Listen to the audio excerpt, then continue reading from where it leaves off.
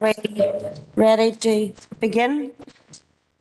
You are all very welcome to the reconvened meeting of full council for November. I'm going to pass to Chief Executive just to take us back through the roll call for today's element of it.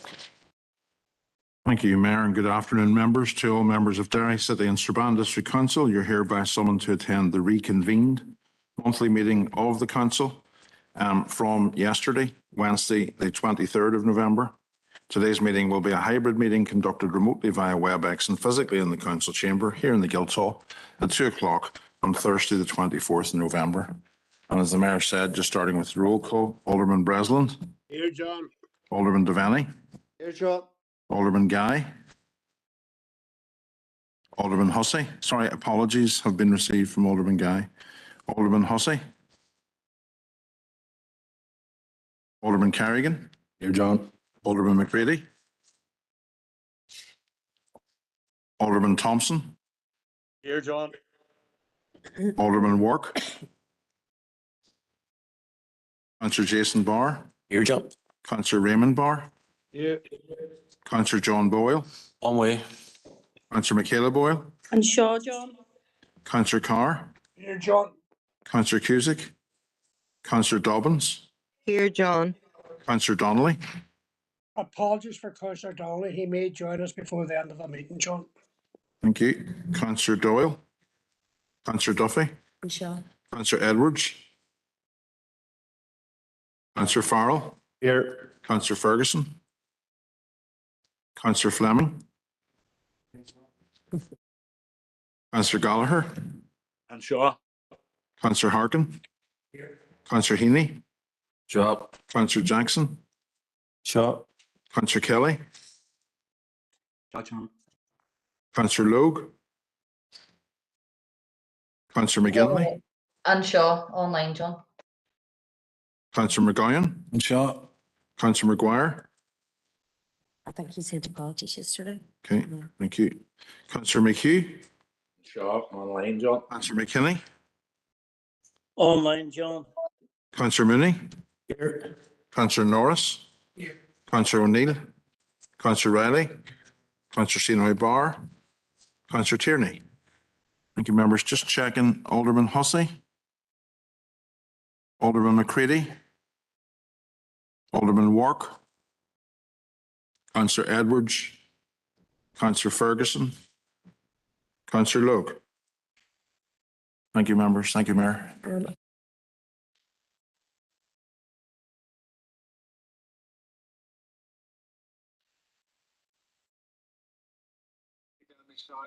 Okay, thank you. And the broadcasting statement. I would like to remind everyone present at this meeting in the Guildhall or in attendance remotely that the meeting will be broadcast live to the internet and will be capable of repeated viewing. The broadcast may be terminated or suspended in accordance with our protocol. Due to your attendance at this meeting, you're consenting to being filmed and to the use and storage of those images for broadcasting or training purposes and for the purpose of keeping historical records and making those records available to the public. Members and approved speakers are reminded to only have their mics and cameras on while speaking at the meeting and to use the chat facility to highlight a request to speak. A copy of the Council's privacy notice can be found on the Council website. Okay, members, thank yous all. And in terms of declarations of interest, any that was recorded yesterday will be recorded. So any further declarations of interest for today, if you just let us know or put it in the chat box if you're online. Before I move into the body of the meeting and just to update, there is no chairperson's business at today's meeting. But I just feel the need to mention this as an update from yesterday's meeting. Yesterday's meeting, we did raise the issue of the Seagate meeting, which was the proposal from last month. And we had the meeting with the workers, and it was confirmed at yesterday's meeting that we would meet with Seagate management today at 12. As you will all be aware, that meeting didn't take place. I believe that there was some confusion around the meeting, and I am hopeful that that meeting will take place. I have a further date penciled in my diary, and I will share it with members as soon as it is actually confirmed, just so that there's no further confusion around it. Councillor Harkin, you had asked if you could raise it too. Thank you, Mayor, and thank you for the update. And again, thank you for following up with Seagate and organising the meeting. Look, I think it's disappointing that this meeting was agreed to and then called off. And if there is confusion, it seems to be on the part of Seagate. We've had discussions with workers, and they're very eager for us as councillors to convey their concerns. And there should be no delay in that. And I think also, we all scheduled for this today, I'm sure all councillors will agree that we're very, very busy. There's been quite a few workers in touch with me, and I'm sure with my colleagues, asking about the meeting and hoping that it goes well, and hoping that we are able to convey the issues that they've raised with us at the meeting that we had with them. So I think it is disappointing that the meeting has been called off, and hopefully Seagate management will not do as some others have done, including the PSNI, which has refused to meet with the council. I mean, we are, as a body, democratically elected. We do represent many people across the district, Seagate workers and others, who are concerned about these issues. But thank you for the update, Mayor. Thank you, Councillor Harkin. Councillor Jackson. Yeah, thanks, Mayor. And I suppose, again, just to reiterate the need for the meeting to take place, and I suppose we look forward to the new date that's been set, and we want to thank you for the update. Thanks. Councillor Taylor. Thanks, Mayor. Just to join yourself and others and express the SDLP's disappointment that today's meeting was cancelled at what I would describe as short notice. We had a very interesting discussion with workers in this building on Monday night, and have had several other discussions with workers.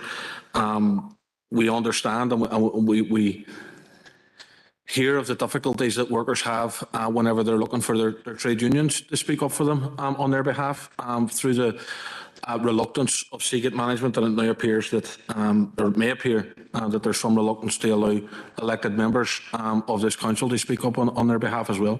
There's very serious concerns have been raised with councillors right across this chamber by workers at Seagate, and as Councillor Harkin has stated, it's not only the union that represents those workers, we also represent them. We're elected to do that job. And I look forward to getting the opportunity to represent those workers whenever this meeting does take place. And I would just hope that it takes place sooner rather than later, because there are workers working in Seagate currently who are under stress because of the terms and conditions that the company seem to be ignoring. And I think it's only but right that we get an opportunity to speak on their behalf. Thank you. Thank you, Councillor Doyle. Thank you, Mayor, for the update. And just following on other members, seems that Seagate can't organise their diaries, but they can certainly organise for managers to torture members of staff and pull down posters about union membership. So it's important, indeed it's very important, that we convey the concerns outlined to us by many workers, and that the management are made aware and very clearly put in the picture that the type of behaviour that's been going on and the type of practices that are going on in Seagate are not acceptable to us as representatives of the electorate. So thank you for the update, Mayor. Thank you. Thank you, and I will keep you all informed of the date. As I say, there is one penciled in the diary. As soon as it's confirmed, I will come back to let you all know. Okay, so moving back into the agenda, which brings us to our next motion, which is the motion from Councillor Harkin.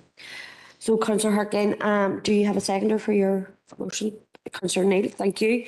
Councillor Harkin, over to yourself. Thank you, Mayor. Can I take the motion as read? Thank you. Look, I think we all know that we are in the middle of a cost of living emergency. We've declared it as such, and we're in a situation where workers are going on strike in all sectors, desperate for pay raises so that they can afford to pay their bills, to keep the heat on, and to pay their rise in mortgage payments. We know that vulnerable people across our society are already in a desperate situation where they are going to bed earlier so they can turn the heat off and so they can turn their lights off at home. We know that families and households are skipping meals because they can't afford the rising cost of food. And we know that many, many small businesses have either already been forced to shut down here in our district or are worried about rising costs through the winter. So we are in a crisis, and this is an emergency. The cause of this crisis isn't the result of what regular people or ordinary people are doing or what this council is doing. The cause of this crisis is corporate profiteering, where we have seen over the last number of years, the rich, the super rich, become even richer. And where we've seen through this cost of living crisis, big energy companies earning massive, massive profits that the vast majority of people could never imagine making in a lifetime. And it's also because of government indifference to this crisis, whether that has been Westminster or Stormont when it was up, that there has not been enough done to support people, to support households, to support workers, to support the vulnerable, and to support small businesses. And it's clear now from discussions we've been having in the council that this cost of living crisis is having a big impact on the future of council finances. And I think we are all alarmed about that. I don't think that our council and our council services and the people who work for our council and the people who depend on our vital services should be punished because of what BP and Shell and Tories in Westminster are doing. And I 100% endorse and agree with the message that RMT leader Mick Lynch has sent to Derry. He has said that people in Derry should join the march and rally this Saturday to send a message to the Tories and to the ruling classes that working class people will not pay for this crisis. And I think as a council, we have to have the same message, that we will not allow our residents to pay for a crisis that has been brought about, not because there isn't enough money, but because it's being hoarded by corporations and the super rich. And what that means is I think we have to say that we will not impose further burdens on people who are already struggling by increasing prices, by cutting services, by reducing services, and by a rates increase that will only further, that will make life much more difficult for people right across our district. I think that we need to send the message that if people are resisting, that we are going to join them in that resistance, and we are going to say no to further burdening people. So this is really a motion to alert people about the situation that we face as a council, and to try and rally and mobilise people to do something about it. And I think if we collectively push, we will say we are going to do our best to stop, to make sure that there aren't further financial burdens put on people that we know can't afford them. And I want to just give one example of where I think that we can look for money. We have paid in the last 10 years £35.5 million for City of Derry Airport. In the last 10 years, we have paid £17 million. The council has subsidised the airport to that tune. Now, I'm not arguing that the airport should be shut down. I think that the airport, along with many other things that our council does, should be the responsibility of central government. So I think we have every right to go to central government to say we need, as a district, financial assistance to make sure we don't deepen the financial inequalities here. I'll finish up, Mayor, that we don't deepen financial inequalities. And I think if we campaign and do everything we can, we will do our best to make sure that we don't put people under. Thank you, Mayor. Thank you, Councillor Harkin. Councillor Jackson. Thank you, Mayor, and thanks to Councillor Harkin for bringing the motion. I'm going to table a slight amendment. I've spoke to Teresa prior to the meeting, but it's in the second paragraph in the motion after there's no magic money tree. I propose at Westminster. Seconder. Councillor Heaney. Thanks, Mayor, and thanks, Connor, for second amendment. See, just we support the vast majority of or the sentiment of the motion. We've proposed a motion, and they set up a finance working group within council. They look at what we can do as a council. They protect services, they protect jobs, and they ensure that there's no increase in rates. They're repaired during the cost of living crisis. That's always been our objective. But we don't want to get into a stage where it's fantasy economics. We do live in the real world, and we can't just walk around within our council, assuming that there's a magic money tree around the corner, and we just need to shake it. So the amendment highlights where the magic money tree lies. Now, in terms of Westminster, the confined funding for, like, it was 37 billion pound for test and trace. There was 10 billion spent on defective PPE during the pandemic. There's tens of billions of pounds that has been wasted through Westminster spending. There's been very little that has been directed towards us and towards our public services.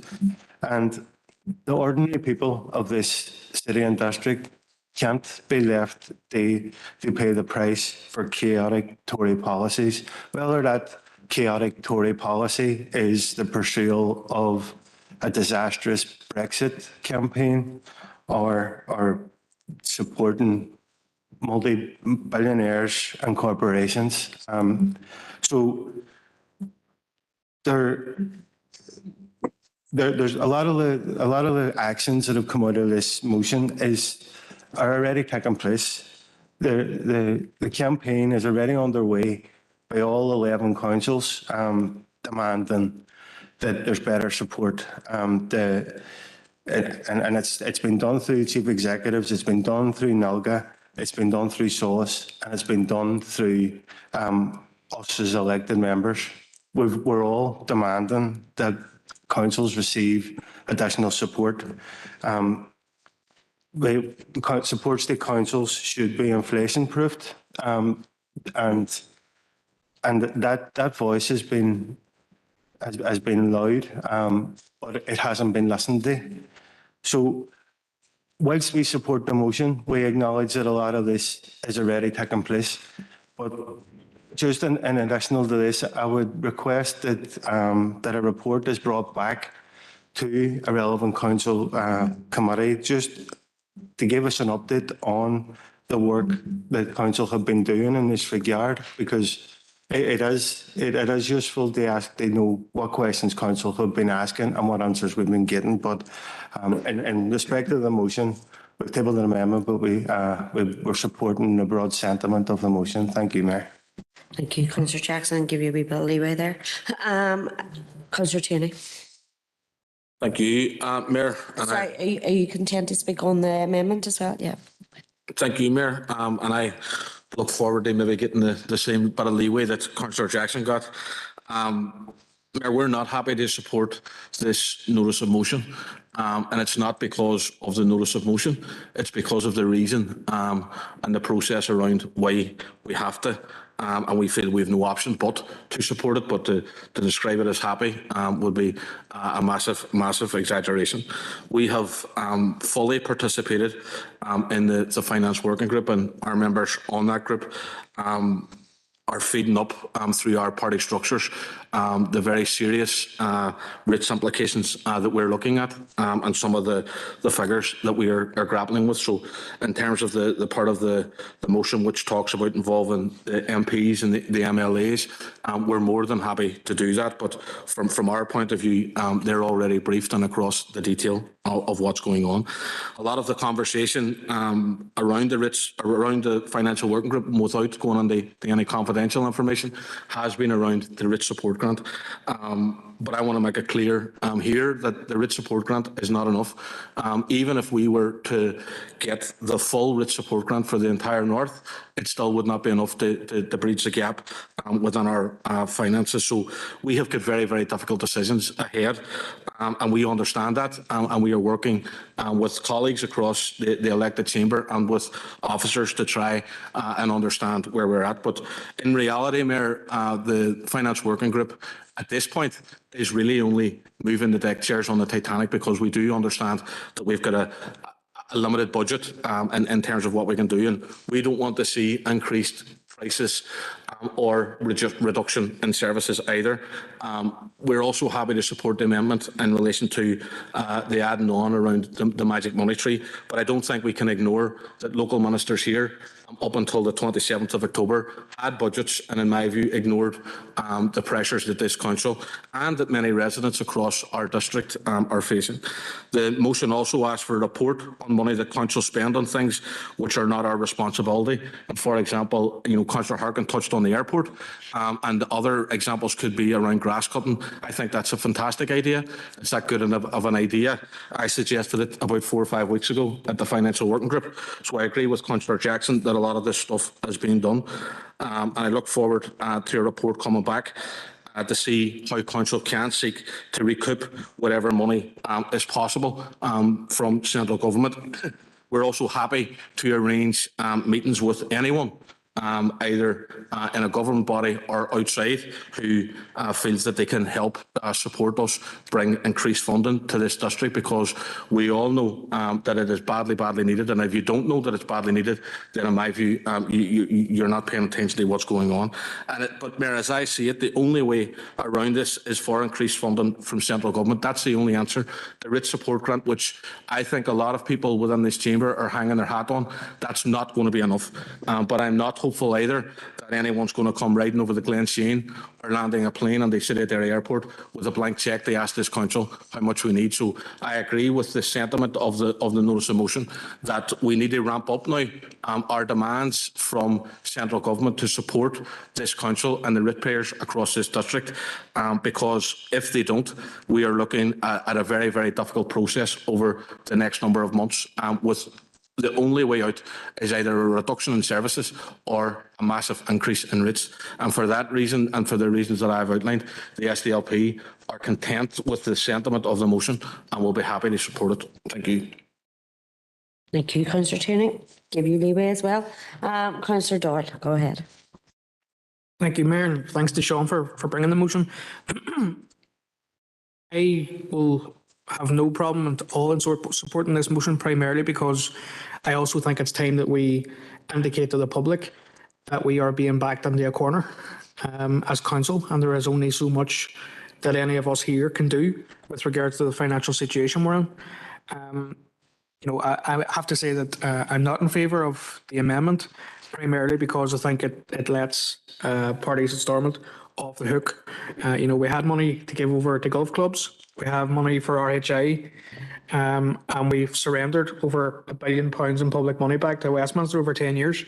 Not to mention the fact that we're still paying MLA wages. So there's a responsibility at Stormont as well. We can't just whitewash that.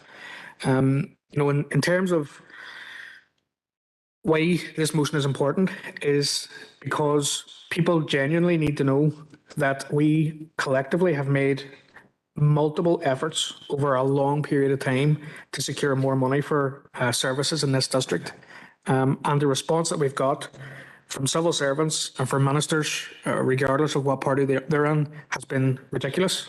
When we passed the A2 motion on declaring a hardship emergency, we specifically asked, and we wrote to every minister to ask and to tell them how much of a difficulty we were in and to give us all the resources we needed. We got nice letters back, but we didn't get a shilling. When we declared that we were going to set up warm banks, we specifically asked members of the executive for money, and we got an email back from one minister in particular, the then Minister for the Economy, to say, I note your motion. Well, that doesn't help anybody. Brian mentioned the rate support grant. Of course, that's another aspect that, again, we have been left to carry the can with. People do want to see us working together, and that's why we've participated as well in the finance working group. Our support for that and support for the outcome of that is not guaranteed. We will work through the process. I think it's important that as a result of today, that people know, as I've said, that we are now at a point where someone somewhere needs to take responsibility for the financial situation that we're in, because we are doing absolutely everything we can. Thank you, Mayor. Thank you, Councillor Doyle. Alderman McCready online, please. Thanks, Madam Mayor. Content to support the motion, albeit it is quite bulky and there's a few aspects which are intangible almost, but that's by the by, because I do understand and I appreciate the motion, and we will support it, including the amendment. And in outline, it'll come no surprise to any member or constituent of my approach to this. And I don't think sometimes using analogies when it comes to fiscal management or fiduciary responsibilities of council members, a magic tree does not exist, whether it's magic in Westminster, Stormont, or in our local council. So let's just try and quantify exactly what that is. There's no other way around this. If we do not get any external support from UK Treasury or anyone else, even within Stormont, if that rate support grant, which doesn't even cover what we're asking for anyway, it boils down to, and it's very difficult, but it's simple in terms of concept here. If we continue and we make a decision, there's two courses of action. If we continue to deliver the services that we do have, then we need to pay for that. And that goes back to striking the rates. If we're not prepared to deliver those services and fund those services, then the second course of action is to identify what services do we discontinue until we are in a position to fully fund this. And I think it's very unfair to raise expectations and to say one thing in a chamber or outside a chamber to the ratepayers. There's no other way around it. It's only two courses of action. There's nothing else that we can do. And to a point where, yes, that'd be great if I could relinquish the responsibility or duty that I have, and as we have as members, to someone else.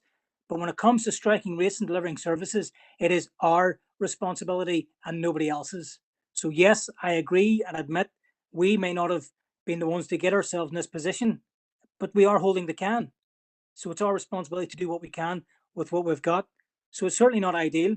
And yes, if we can run through and action all of these points throughout the motion here, and if we do get money or support, which I don't think we will, I think realistically, and the expectations between now and the new financial year, this is going to be for us in this chamber to resolve. And that is difficult decisions, of being honest with people and saying, look, I need to cut this service, discontinue it to a period of time because we can't afford it. That's a hard conversation to have. Or equally, if we're keeping those services, then say, look, folks, if we want to keep these services, Alderman McCready, this is could you bring your remarks to a close? I will, Mayor. So I'll draw a line under that. Thank you very much. Thank you, Alderman McCready. Councillor McKinney. Thank you, Mayor, for that, man. Just that we fully appreciate what the motion and the amendment is about. And we still feel we do need to still work together in our groups to try and help alleviate this. And we will fully support the amendment and the original motion. Thank you. Thank you, Councillor McKinney. Alderman Kerrigan. Thank you very much, Mayor, for allowing me in. Mayor, bottom line is we have to balance our own books here, as my view on it. And yes, we see the motion. It's a very lengthy motion. There's a lot of different elements of it. As Councillor Jackson has stated, there's a lot of things that are already being done. For those that do attend and those members that bother to attend and bother to attend the full meeting of the rich working groups, I'll say in that there's been a massive amount of work by our top team. And seeking what we can get and what we can do. And, there has been, I know there's been a lot of money that maybe, as in our view, has been misspent. And when looking at it, there has been money misspent in Westminster. And again, as has been touched on in regards to PPE and various items. But again, there was a lot of money pumped into our area and into Northern Ireland and into West Tyrone and into Foyle in regards of COVID support grants. And there was a lot of businesses and self-employed people that without it, the doors would have been closed. So there has been some benefited, some got on all right, some didn't. But again, magic money tree, as I say, I'm not content in the language of it, but I think we're all kind of being pushed into the action of supporting it. I don't think anyone is entirely content with the wording of the motion and the way it's been put together, but it seems to be one that seems to be supported here overall. I'm not content, but again, it's the wording of it there. I suppose Council commits to doing everything in our power. But again, for those that are attending, we have got serious decisions to make in regards to what we're going to do in regards to the potential rates increase. And it is either a substantial rates increase or it is going to be reductions in services. And that's it. We have to make the call on that one. And there'll be some members won't want to do that and cry for everybody else to pay for it. There are people there will write the cheque and expect somebody else to sign it. And that's not good enough. And for people trying to maybe grab headlines there, it's not fair, and it's trying to portray a thing that it's not right in my eyes. We had planning working group, and there was a right number of members, right number of parties represented in that we had yesterday even, and there was a number of parties that weren't represented whatsoever. That's a potential of encouraging the growth in the area and increasing our rate space there. But there were some people who didn't think it was valuable enough to attend. And again, there's many of those rich meetings, and they're lengthy meetings, and we're trying to see what we can do here. And there are people not attending. I'll be very brief, Mayor. I'll be very brief. The only other wee thing there, again, I would be minded in regards to the MLAs, and they would be advocating for our area. But one final point, this is Derry City and Staban District Council. It's not a local MP. I think technically this council area has 3 MPs covering our council area, the East Londonderry area, and again West Tyrone as well. So it's more than just a Derry focused thing, which this motion seems to be. So I'll just make that point. Thank you, Mayor. Thank you, Alderman Kerrigan. I have no further speakers in relation to the motion or the amendment. There was an indication from Councillor Doyle that he didn't want to support the amendment. Am I correct? Yeah. But no indication from anyone else that we're not supporting the amendment. Don't need a vote. No, that's okay. Councillor Harkin, I'm going to go back to you to sum up. Thank you, Mayor. What utter nonsense from the DUP talking about people at meetings. The DUP hasn't turned up for government, and is one of the reasons why there is a massive crisis for people right across our district and right across the north. And you've put it very bluntly. It's either a massive rates increase or cuts to services, and that's the heart of the problem here. And we are not prepared to go out and tell people we're going to slash your services because the Tory party that the DUP back in Westminster are trying to destroy our public services. They're refusing to give workers a pay raise. That's the heart of the problem. And I think we as a council have to draw a line and say we are not going to manage austerity for Westminster or for Stormont, because our region and our district already suffers enough. We've had so many discussions in here about the impact of regional inequalities, the fact that our median wage is lower than in many other places, the fact that we had 30% of people living in poverty before the COVID and before the cost of living crisis. Many people out there can't actually afford a massive rise in rates, as the DUP say, and many people will not accept that their services are going to be slashed. So I think that this is, whatever is being done, we need to do far more, because it's not apparent to me what is being done, and it's not apparent to the vast majority of people who live in this district. People don't know what's coming, and I think it's incumbent upon us to begin to have that conversation and say, we are doing everything we can. We are not going to sit in our hands as a council, and because what we've actually done as a council is we've identified savings, which I call cuts, and many of these cuts we will not back. And so we need to shift now from putting the emphasis on what we are going to do as a council to cut services and start putting the emphasis on now on going where the money is. And look, it was the DUP's partners, the Tories, that started talking about a magic money tree. That's where this discussion emanated from. And there is a magic money tree in Westminster, and it's always shook for the rich and the super rich and for the friends of the Tories. So we need to start pushing along with people right across the north and right across Britain. We need to start pushing for government to reprioritise. And that means I want to hear Derry and Strabane District Council mentioned in the floor of the House of Commons saying we will not allow people in this district to be punished even further than they already are. I think we have to send a message that we are with people who are going on strike. We are with people who are going on the cost of living protests, and we as councillors will resist the imposition of austerity here right across our district. Thank you, Mayor.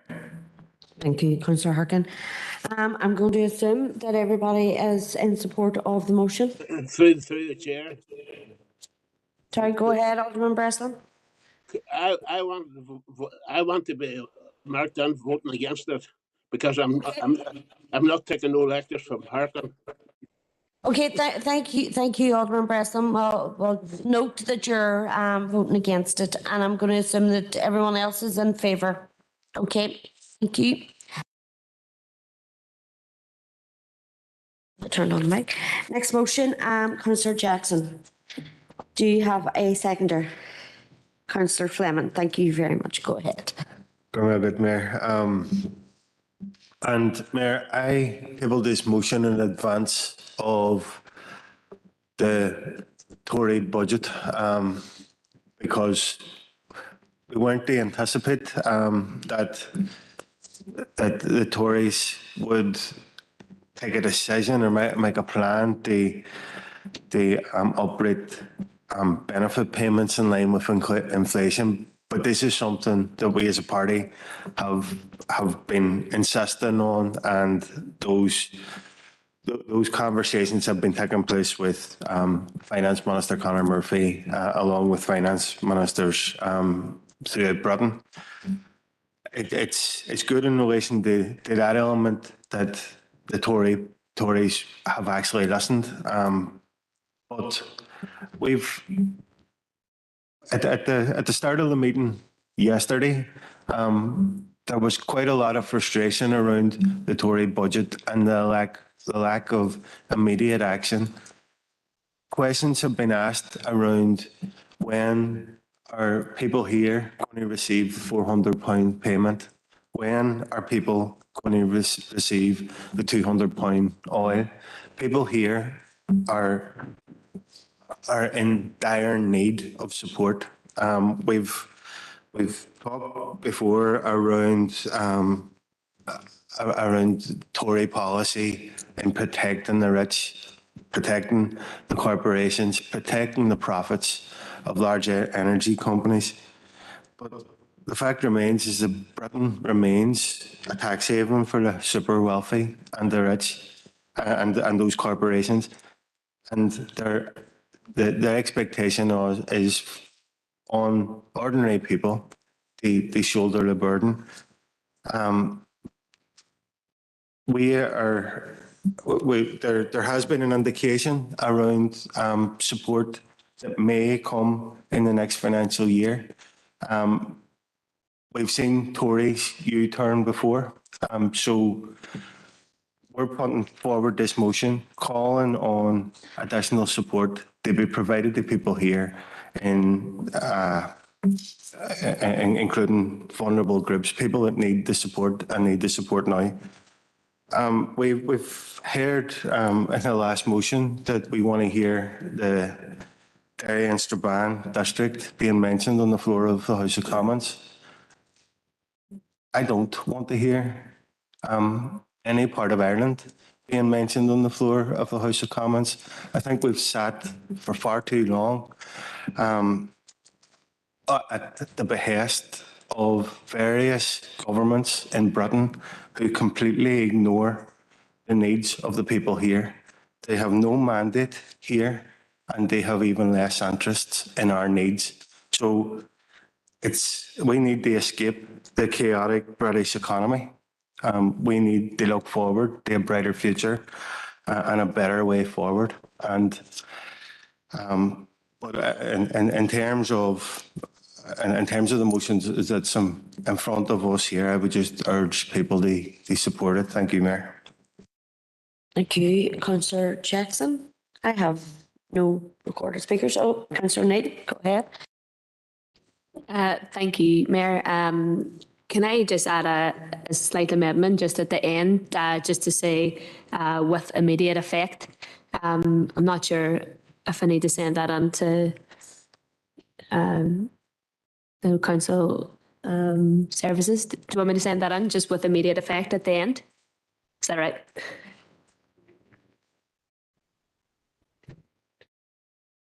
So, Segner? Councillor Jackson.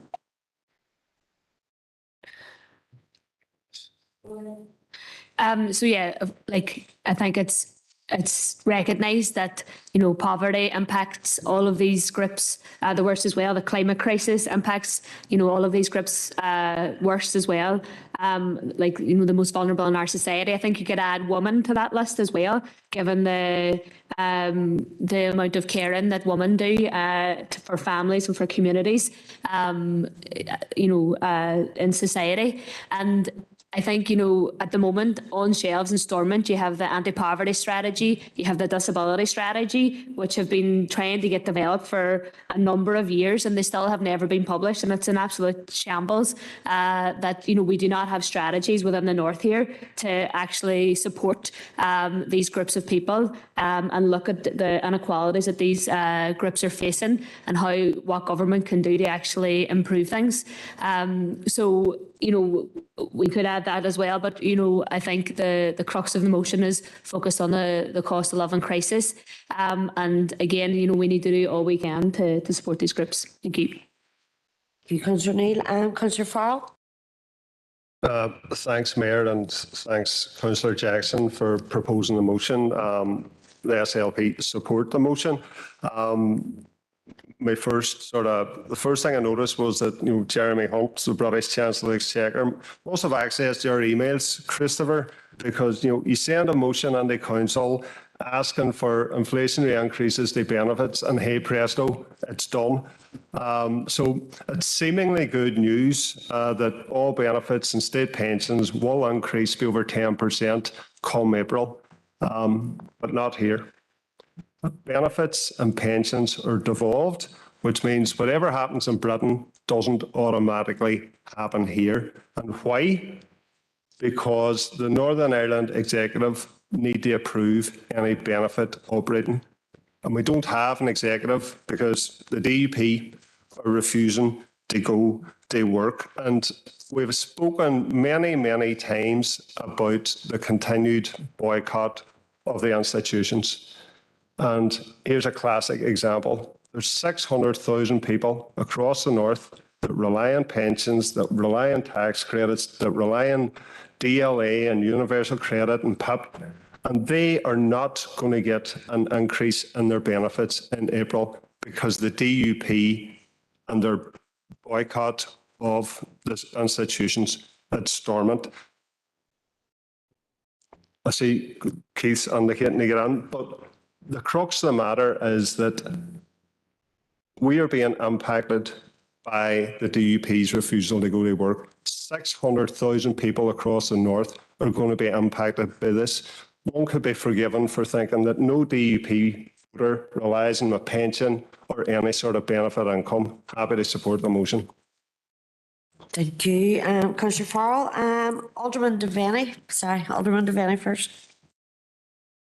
Thank you, Mayor, for allowing me in. And look, as some of the previous speakers have said, look, the autumn statement did raise the payments up by 10.1%.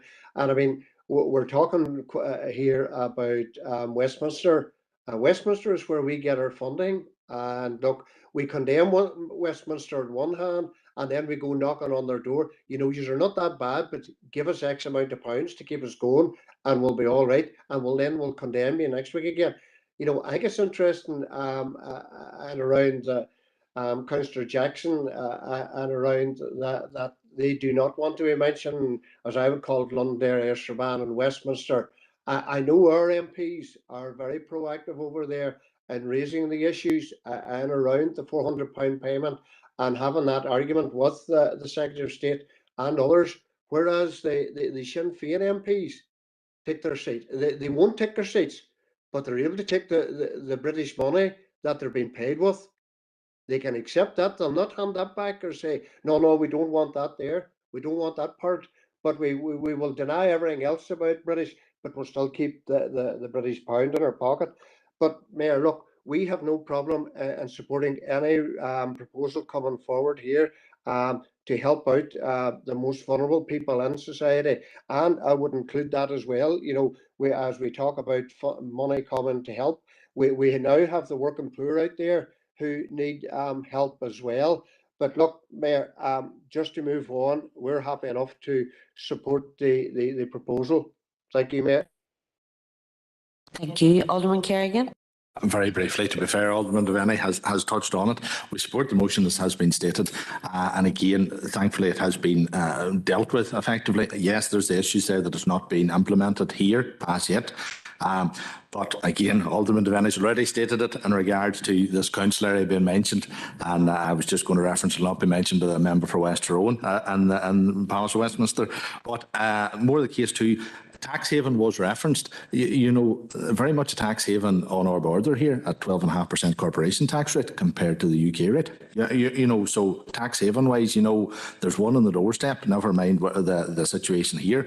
But just in response, yes, I still feel that it can be implemented by the Secretary of State here in the absence of Stormont, but it is just the case. Maybe it's the case that and again, we're content, touching slightly off topic, but in regards to the reduction in MLA salary, we're content with that. But maybe it's the case that there were some parties only work with their at Stormont, and therefore that, you know, I know our MLAs are exceptionally busy in their constituency offices. Maybe that's the case, that maybe they don't have as many MLAs returned, but we'll just leave it at that. But thank you very much, Mayor. Thank you, Alderman Kerrigan.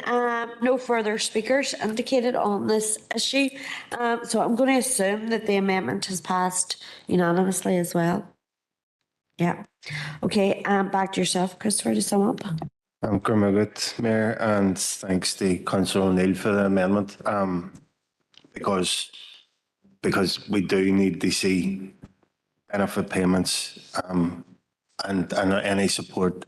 There is an immediacy in relation to all of this, and it does, because it was referred to that there was an indication that the Tories will take measures from April.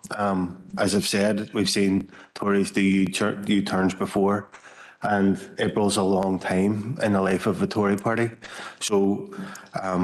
I think it's important for us as a council just to indicate our support for this, but it's also worth remembering that when we look at pensions in Britain, pensions are bottom of the European league table.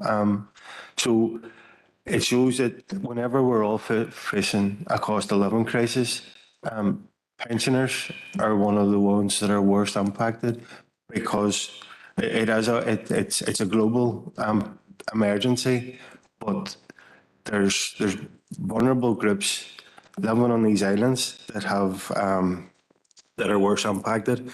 But just in terms of, and I appreciate the support indicated by other parties, but in relation to some of the comments that particularly from the DUP, In relation to, we've made it very clear and standard and mandate that that we don't believe that Westminster has any say on any part of Ireland, and we have no say in what happens in Britain. But our stance in not taking our seats in Westminster doesn't prohibit Westminster from functioning. Our MPs don't get a salary, whereas the DUP boycott the executive, stop the rest of us from working, and they're still taking their salaries. So there hasn't You a brought the direct. assembly down for 3 years and you took your salaries.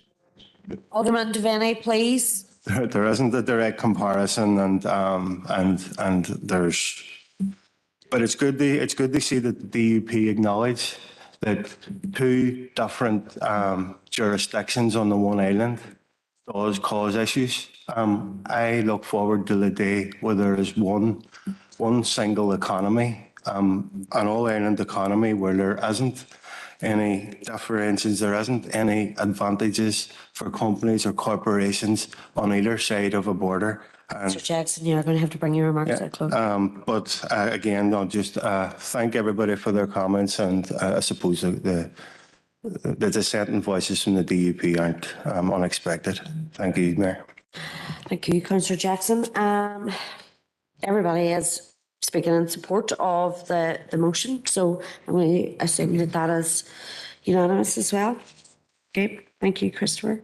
Councillor O'Neill, your motion, seconder. Councillor Tierney, thank you. Go ahead. I'll take the motion as read. So the stage for this World Cup, it began there on Sunday, but the stage for it's been built on the backs of an estimated 6,500 dead workers and many more injured and traumatised.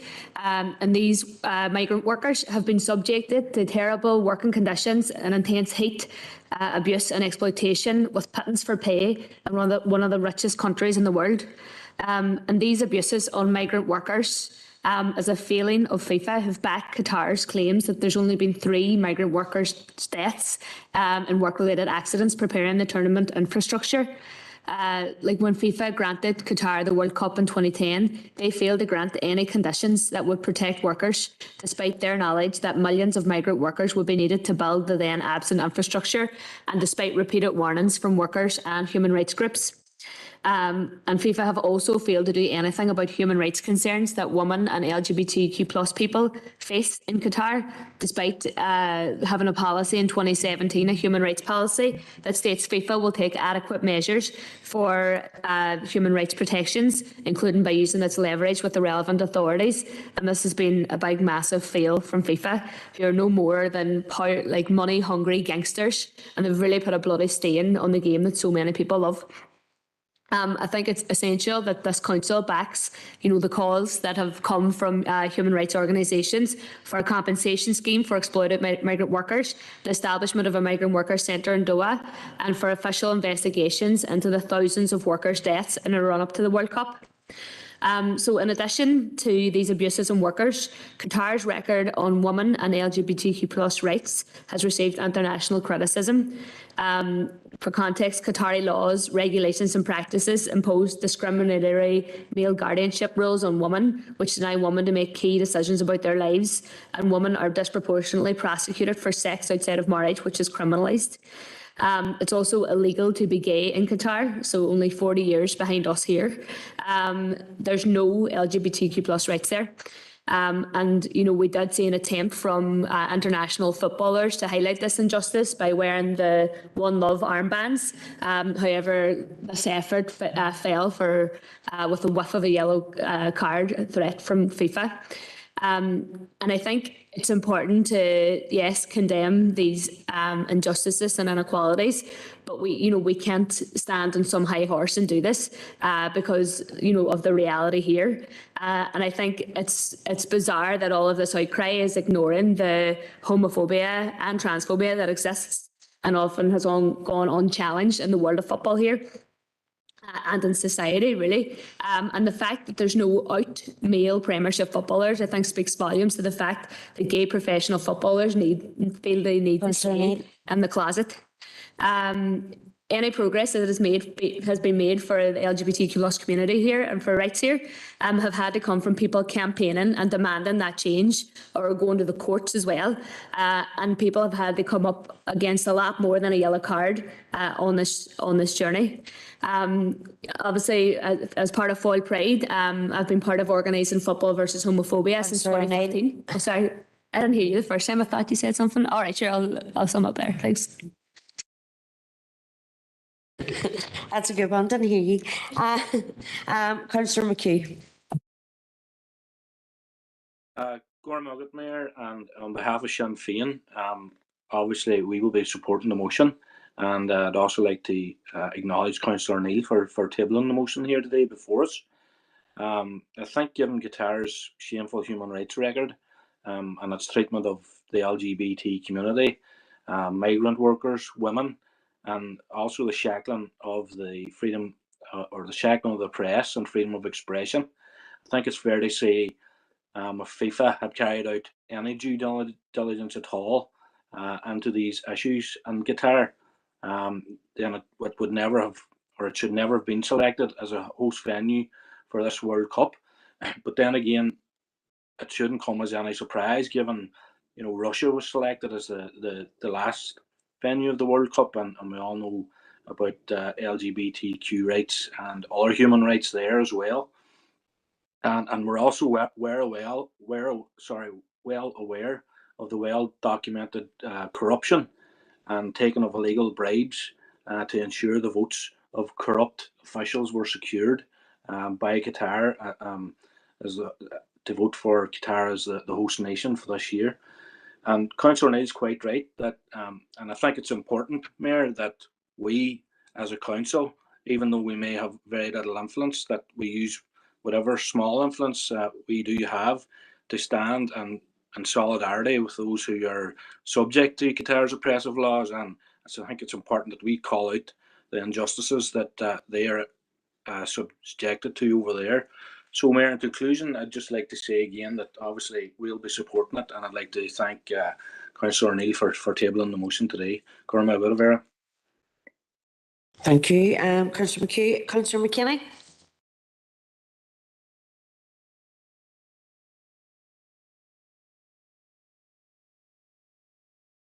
Councillor McKinney, are you there? I'll move on to Alderman McCready and come back to him. Thanks, Madam Mayor. Welcome the motion. Clearly, we're fully in support. A motion like this would have been really good 5-6 years ago, I suppose, because Qatar's history of Qatar and their approach to human rights and everything else mentioned within the motion has been there for a relatively long time. Members have mentioned Russia and other questionable countries that would have a very different outlook in life than what we would have at this point of time. So I suppose it was mentioned there that we have very little influence, and that's a fact. FIFA ain't going to really look at a letter twice from Derry City and Strabane District Council or Alderman McCready or anybody else of that ilk, I suppose. So my advice is, if we really support this motion, and if those people out there that we communicate with truly want to stand up against the injustices of what has happened with the workers, and indeed Qatar stand against the LGBTQ community, then don't go to Qatar. Do not pay any money towards it. Do not watch it on TV, and do not support it. The more and more that you contribute online, you contribute by watching it, you're creating money for it. So you're part of the problem. Like, I'm very fortunate, I don't watch football at all, but I would certainly have a decision to make whether should I watch this because of the injustices, or am I going to ignore it and maybe just stand on a pedestal sometimes and say, well, I'm against it, but I'm not really against it because I'm watching it on TV. So people need to really think carefully out there and make the tough choices and say, I'm against this and I'm all in. I'm not 1 foot in, 1 foot out. Similarly with them footballers getting paid millions. I have no problem with people getting paid for what they do, but they stand up on some of the platforms that they have, and they spout things about supporting LGBTQ people, but then refuse to wear an armband. Alderman McCready, could you bring your remarks to a close? My remarks to close will be, if they're afraid to get a small fine in comparison to their wages to wear an armband, they're not really in support of LGBTQ. They're in support of making money. Thanks, Mayor. Okay, Councillor Tierney. Thank you, Mayor, for bringing me in, and thanks to Councillor O'Neill for bringing this motion, which I was happy to second. There may be many, or maybe a few across this council that looked at this motion and thought, what has this got to do with Derry City and Strabane District Council?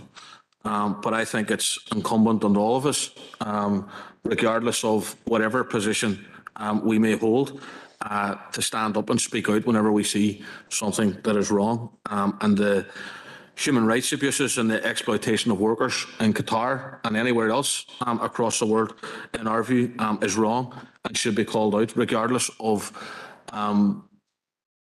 what minimum impact people may think that will have.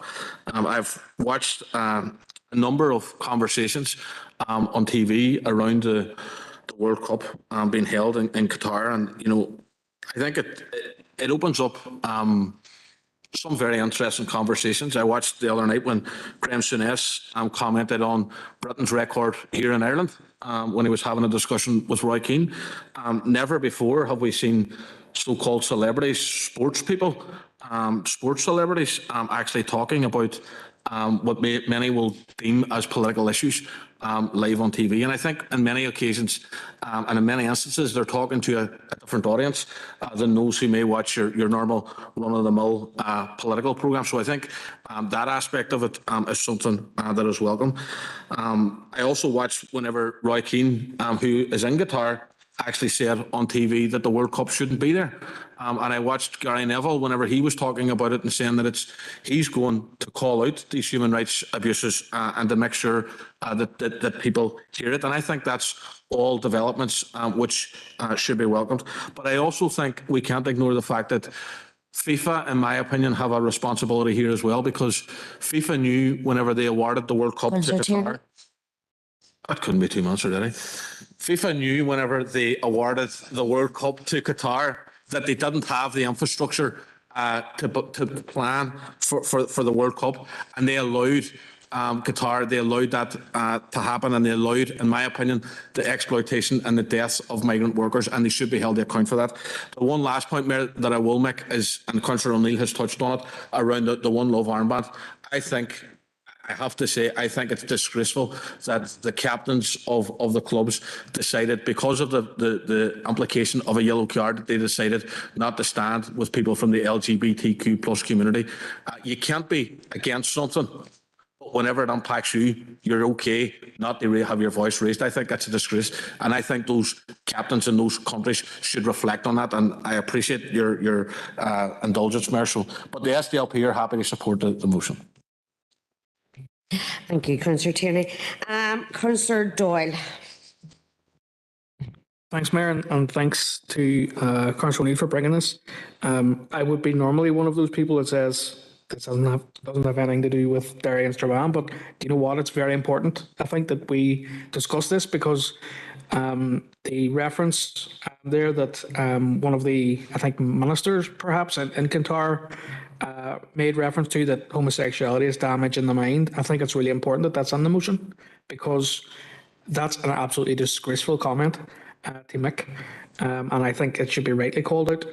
I don't know when we come to the migrant workers aspect, and Brian touched on a lot of the comments that have been made by commentators around Qatar. I don't know what was worse: millionaire footballers going to Qatar to talk about how bad Qatar was while still getting paid for it, or the DUP in this meeting today criticising people for not going to meetings. It's got to the stage where football has become all about the money, and it's fairly obvious, as someone who does not watch football, primarily because I think money has taken over it, that people are now easy bought. And it's so important for us to send solidarity and to stand by both migrant workers and the LGBTQ plus community, because it's this type of wishy-washy half morality that we see from so-called celebrities on TV that allows this type of thing to happen. So I have no problem supporting the motion, and thanks for bringing it. You, Councillor Doyle. Alderman Devaney online. Thank you, Mayor, for allowing me in. And first of all, look, I just want to put on record that this decision was taken back in 2010, and we've had 12 years and around this issue and about the World Cup being held in Qatar. And I do believe, yes, FIFA officials, have made mistakes along the way. And look, I have no problem in condemning those human rights issues and around abuses. And look, what's been alleged here, thousands of workers' deaths in the run up to the World Cup in the building.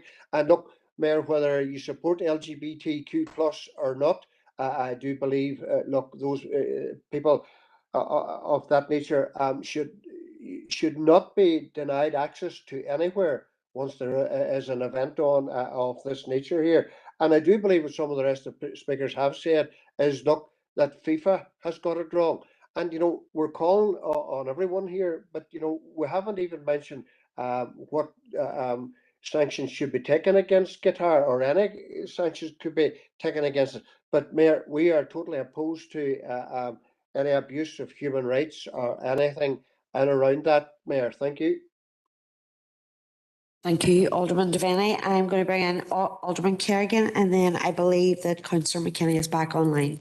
So go ahead, Alderman Kerrigan. Thank you very much, Mayor, for letting me in.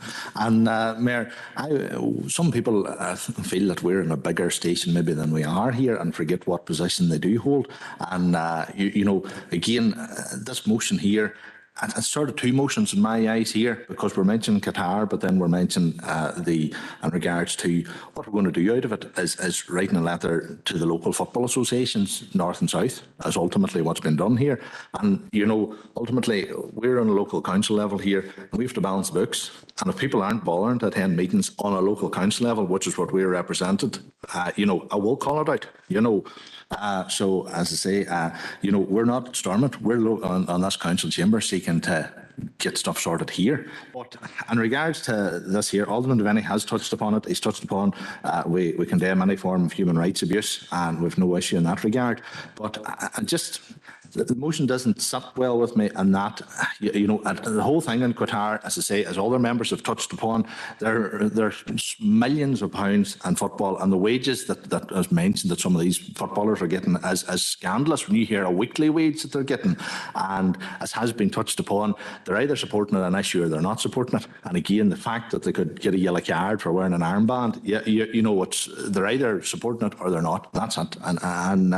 But no, in regards to it here, we're just joining in to condemn Qatar, but we're not writing any letters to FIFA or anything else. We're sending a letter asking in regards to the FAI and the IFA, and we're making an issue here in regards to there are no out male Premier League footballers. Well, that's entirely their own decision if they wish to come out or not. I don't think we should be trying to force them through. So it's just not. It's just the wording of the motion there. As I say, we're not seeking to put anything away to FIFA in regards to that. It's just the local football associations that we've referenced, and it doesn't read right in my eyes. But as I say, Alderman Devaney's already touched on it on our group. Thank you, Mayor. Thank you, Alderman Kerrigan. Back to Councillor McKinney. Can you hear me, Mayor? Can I hear you? Yep, go ahead. Okay, right. First of all, I just want to correct Alderman Kerrigan there. Actually, the IFA is one of the founding members of FIFA, so it's only right that it should be written to and told of our our condemnation of the antics of Qatar. And to be quite honest, got to be careful to say here, but it staggers belief that even Qatar was considered for the World Cup, but I don't want to say too much into that because I'm sure it'll all come out in the wash eventually. We fully support this motion, and thank you, Councillor O'Neill, for bringing it. Thank you. Thank you, Councillor McKinney. I'm going to go back to yourself, Councillor Neil, to sum up because I don't have any further speakers. So thank you. Thank you, Mayor, and thanks to everybody who supported the motion. I think, the point of writing to IFA and FAA is they, call out the hypocrisy that exists in everybody condemning Qatar for their homophobia and transphobia, when in fact it exists here, particularly in football and in sport in general. Like only a few months ago, the IRFU banned trans women from playing rugby. So unfortunately it's alive and well here. There's also like a lot of hypocrisy. I know I mentioned about the comment that was made there, but there's still, church leaders who don't say two dissimilar things about LGBTQ plus people here. I think in 2015 there as well, I remember a deputy mayor here saying some awful things about gay people as well. And I think, the further hypocrisy that exists, unfortunately, from the British government, they have a long-standing defence relationship with Qatar, and they've granted licences for the sale of 3.4 billion worth of weapons to Qatar. So, there's a lot of, I think, a lot of hypocrisy. I suppose the other thing is to highlight, and I think it's very important, is that, there's people who are calling out Qatar for its abuses on LGBTQ plus or women's rights, but their motivations, I think, need to be questioned, because the fact that Qatar is a Muslim country and with Islamophobia and anti-immigrant sentiment on the rise, we need to see through that attempt to whip up this poison for, the right, really, their own gains, and challenge it wherever we can, and stand up for immigrants and stand against Islamophobia. So, I think we need to have a good hard look at ourselves and what's going on here, as well as really standing in solidarity with Qatar. Thank you. Sorry, not with Qatar, sorry, with LGBTQ plus people in Qatar. It's an important point there, Councillor Neil. I don't believe that anybody actually spoke in opposition to it. I'll abstain. Oh, you're abstaining, okay. Okay, probably would be as well to go through a vote then, yeah. Thank you, Mayor. Alderman Breslin. Abstaining. Alderman Devaney. Abstain. Alderman Guy. His apologies. Alderman Hussey is on or not? Nope. Alderman Abstain. Carrigan. Oh. I'll abstain. Alderman Carrigan. Alderman McCready. For. Alderman Thompson.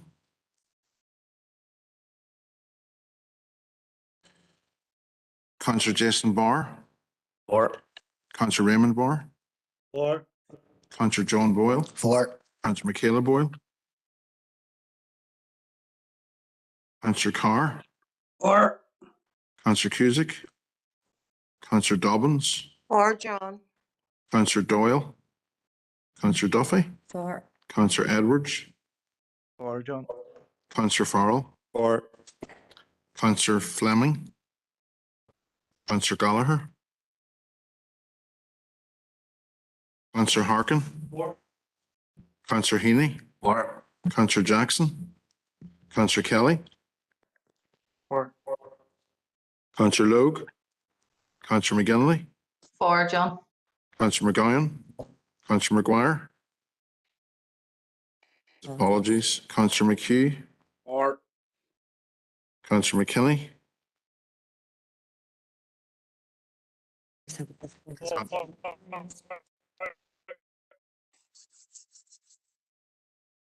Councillor Mooney. For. Councillor Norris. For. Councillor O'Neill. Councillor Riley. Councillor Sinoy Barr. Councillor Tierney. Members, are there? I was on, I wrote in the box here, I don't know if you got it, for. Thank you, Councillor Boyle. Anyone else I didn't maybe pick up there? Okay, thank you.